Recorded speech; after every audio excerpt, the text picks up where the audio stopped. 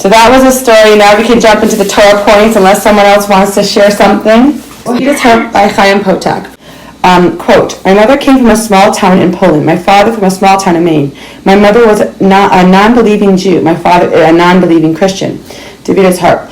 Religion is only made into reality if and when one believes in and leads one's life by it. Otherwise, nothing is limited by religion's intrusive rules, and people who leave each other can marry as they wish. Torah perspective. The world is designed to conceal its divine origins and the godly truth that powers it, all in order to allow for free will and the opportunity to serve God. Whether or not one accepts God's design and will regarding marriage or anything else, he decides the standard of right and wrong. Okay, Shira, do you want to read the next one? Sure. Okay. So the quote, no, my love, your mama is Jewish, and so you're Jewish. Jewish people go according to the mother. According to you, I'm Jewish. According to me, Davita, all of you is Jewish. All of you is Gentile. All of you is Marxist. All of you, and in Davita's Harp, a person defines himself in the context of religion as much as something like political perspective. If one believes in tenets of a particular political movement, he makes himself a member of that party. If one believes the tenets of a particular faith, he makes himself a member of that religion. And the Torah perspective, God grants mankind free will to choose and define themselves in most parameters. However, there are certain truths that are established by God that only He can change. One's spiritual identity is set by God. A person born to a Jewish mother is Jewish, regardless of anything he believes or does in his life. My aunt stayed with her, so she would remember that there were other people around her. It was important for everyone to know all the time that they weren't alone, my aunt said. I asked my aunt what she did all the time she was there. Oh, she kept herself busy, she said cheerfully. There was plenty to do. Sometimes I read from the book of Psalms, she said. Reality begins and ends with what is physically perceived and measured.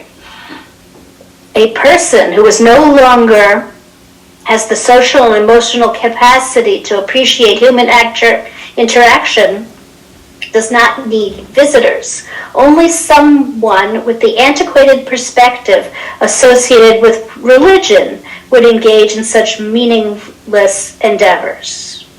Just as the human being is limited, so too is the human intellect and perception.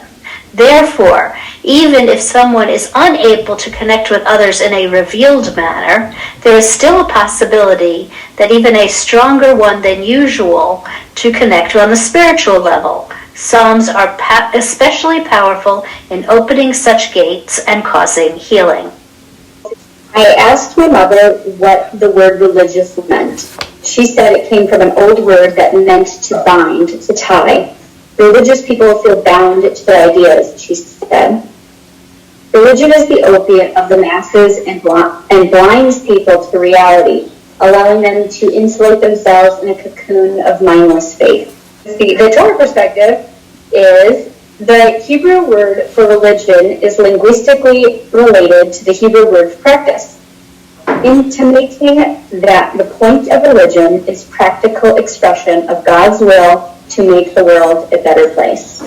I thought it was an interesting thing because out of all things to choose was Aaron's sons, which I feel like most of us at this point have learned that they had the right intentions and they just wanted to be close to Hashem, not that their fire was evil. So maybe back then in the 1980s, maybe people thought that, I don't know.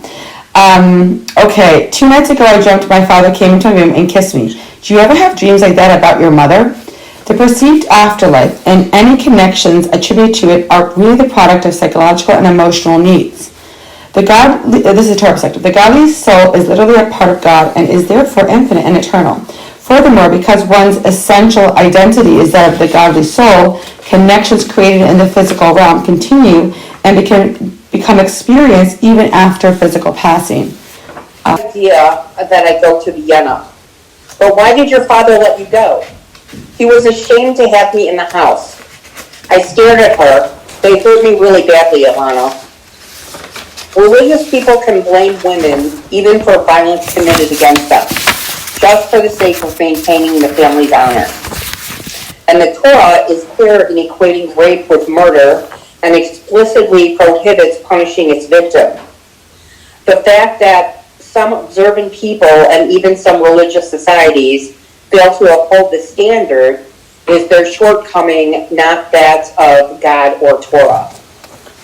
So I thought that was a really good point to make, because I think sometimes people can't differentiate between what is Torah, and maybe some person just feels really uncomfortable with having his daughter in in the house because the daughter was raped really bad and he didn't know how to deal with it in a normal way, and therefore that is the impression that is sometimes given, which is not the Torah view. But if you go to certain places in other countries, and I forgot which country this was in Africa, but there was this documentary talking about that if a woman is raped in Africa, then it was during war, she can't go back to her husband.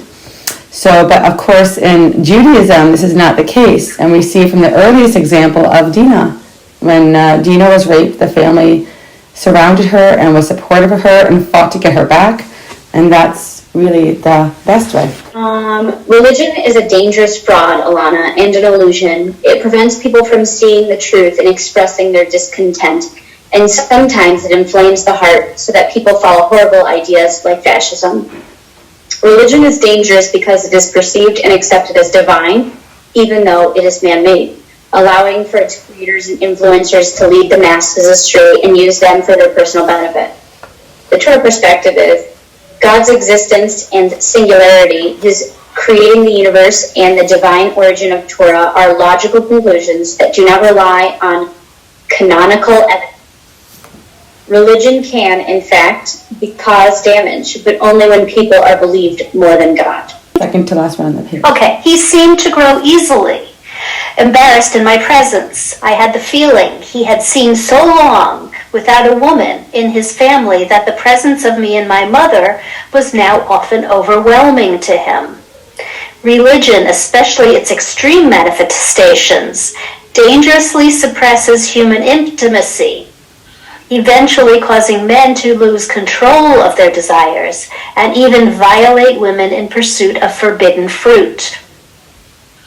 Intimacy, and especially the resulting birth of children, is one of the most powerful abilities granted to mankind by God. Therefore, it must be preserved in spirituality and purity as much as possible.